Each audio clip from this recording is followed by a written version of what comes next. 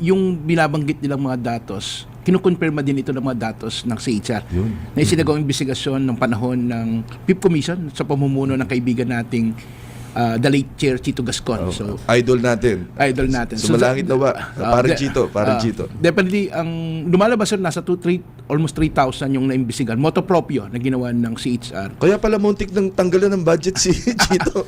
Ang ito rin lumalabas, so may pagmamalabis. Grabe. Pangalawa, 90% kung hindi man ng biktima ay pawang mahihirap.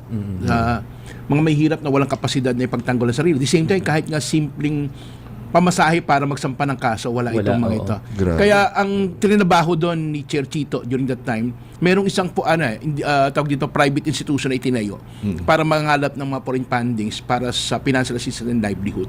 Kasi kailangan talaga yung mga naiwan pamilya. Siguro sa mga susunod, pwede mong imbitahan, halimbawa yung mga kasapi ng Samahan sa Hilom at Edukasyon na makababaihan ito Sige. dito sa Caloocan. Imbitahan Pwedeng natin, ikwenta Medyo. nila yung istorya ng ganitong sitwasyon. Pero ano lang, siguro isingit ko lang, habang pinapakinggan ko kayong tatlo, pati si Prof. Nimia, nagre-reflect lang ako, no? Kasi pag may namatay na artista o sikat, talagang minsan, Laman ng balita. daan-daan, Oo. libo-libo ang nagpupunta, nakikiramay, umiiyak, yung mga idol nilang namatay. Ito yung mga sikat na tao, pero itong ordinaryo at mahihirap na mamamayan, libo-libo to, na parang wala lang.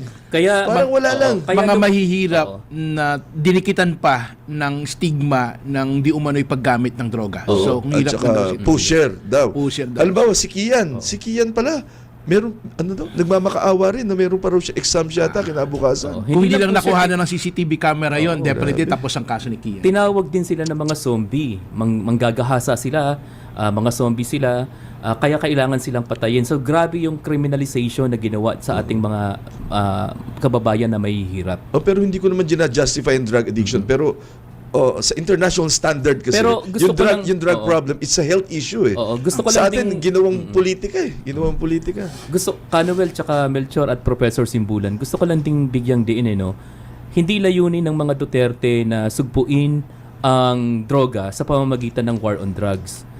Isang palabas ito, okay? Dahil sila mismo ay sangkot din sa droga. Oo. Okay?